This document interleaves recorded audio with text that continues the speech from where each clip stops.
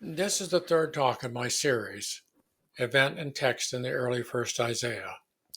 The two previous talks, Setting the Stage and the Event Narrative, brings us now to Chapter 8, Isaiah's Voice, and the Aftermath of the Event. One of the curious things about the beginning of the Isaiah scroll is that the actual voice of the prophet is not heard until Chapter 8, sometime after the event in the Gihon Spring. With that observation, however, I raise the question of whose voice then appears in chapter 6, the throne room vision. Scholarly debate about the role it plays in the mission of Isaiah is extensive. And while its authorship is generally simply granted to Isaiah, I would say not so fast. The answer to that question is best deferred until we can look at chapter 8, where the voice of Isaiah is heard loud and clear. Chapter 8 consists of 3 units, 1 through 11, 12 through 16, 17 through 23, tied to 3 separate moments in the life of the young prophet. It is clear from the internal evidence that each of these occurred after the event of the spring, which dates shortly after the ascension of Ahaz, 736.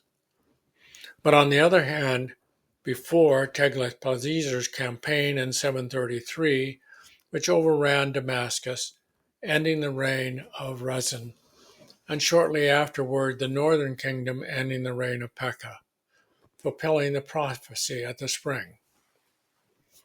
The voice of these 3 units is intensely personal, defensive, and filled with emotion, which comes through so clearly from the reading of the text in the original Hebrew.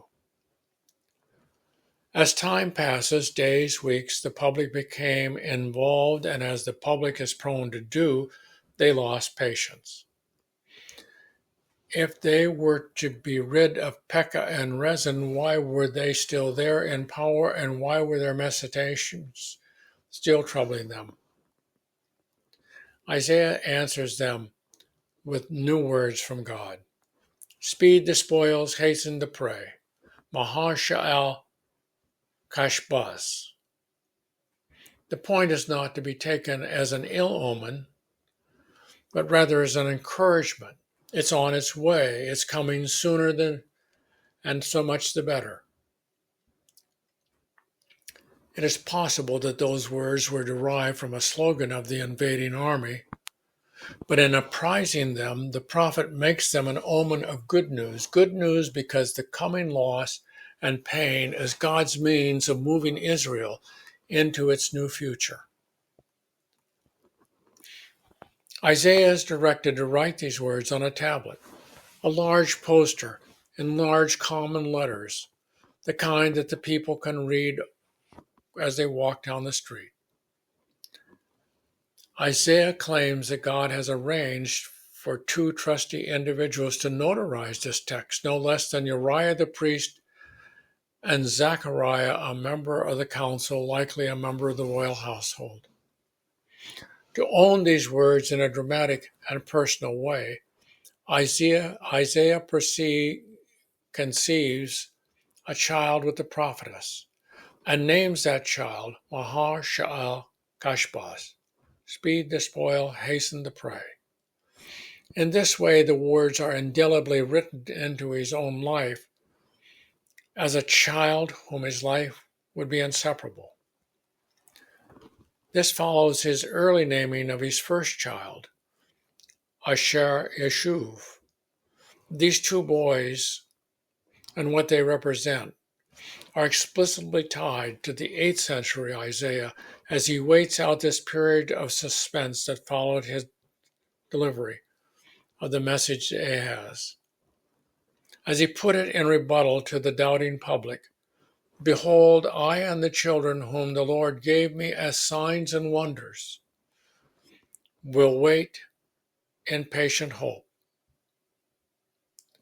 This is further evidence that these words belong to the 8th century Isaiah. Of the latter child it is said, before this child distinguishes between mother and father, Emi and Abi, these things will have been prophesied about, will come about.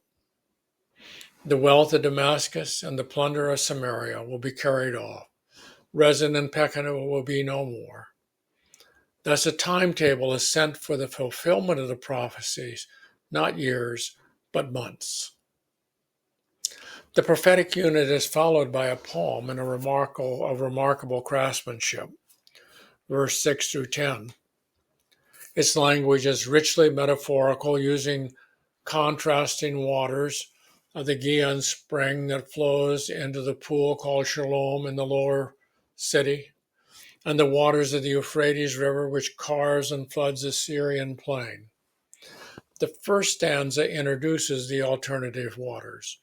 The one represents the gentle governments of the Davidic throne, and the other the rapacious rule of the Assyrians.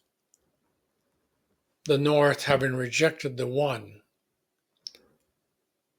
along with the distant lands, will be subject to Assyria. The two successive stanzas carry out this picture. Nouns and modifiers give way to verbs. The rhythm changes from flowing, the staccato, and new metaphors emerge, bringing the action home to Jerusalem. The flood comes up to its neck, to the tips of its wings. Each of these later stanzas ends with the refrain, Emmanuel. Emmanuel, Lord be with us, is a prayer.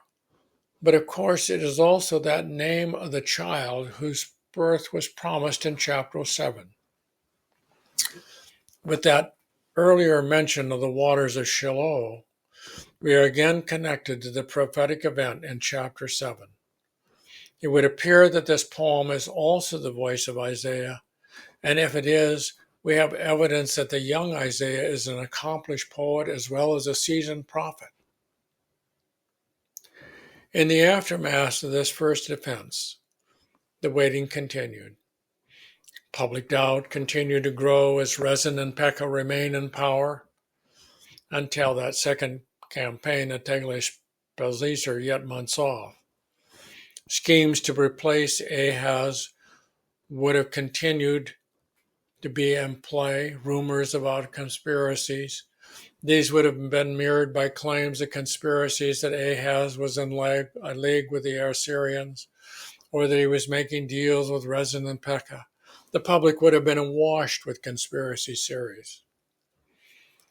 Isaiah's second defense opens verse 11 in response to the divine oracle.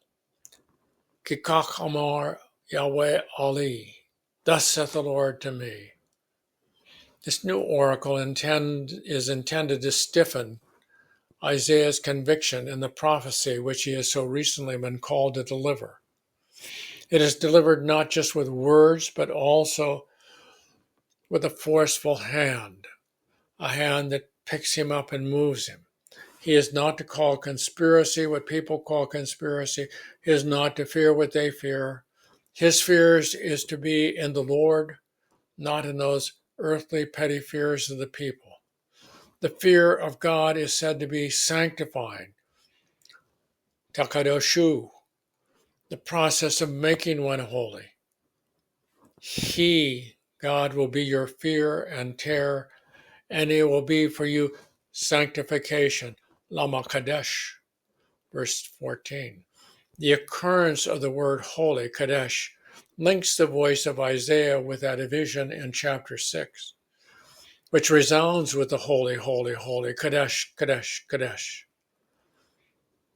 This may not answer the question then of whether the voice in chapter 6 is the voice of Isaiah, but it does link them in a way that makes it clear that Isaiah has internalized that vision.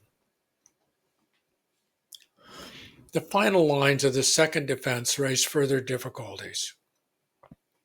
Verse 14 appears to be a series of consequences for those who fear the Lord.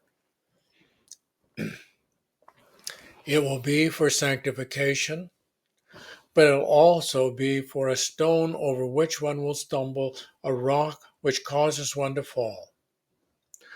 Both houses of Israel will stumble and fall.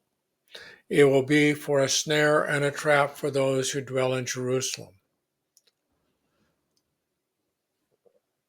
The puzzle that this language presents is solved when one credits the idea held by Isaiah that being broken, stumbling, or falling, being trapped and snared is, yes, bad news, but also good news because it is inherent to the process of transformation.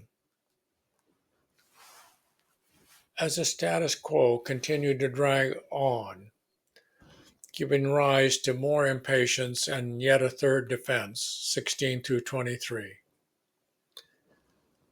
The public is growing increasingly weary and desperate for answers. The prophets don't know when these things will really change. The time has come, they argue, to take things in their own hands.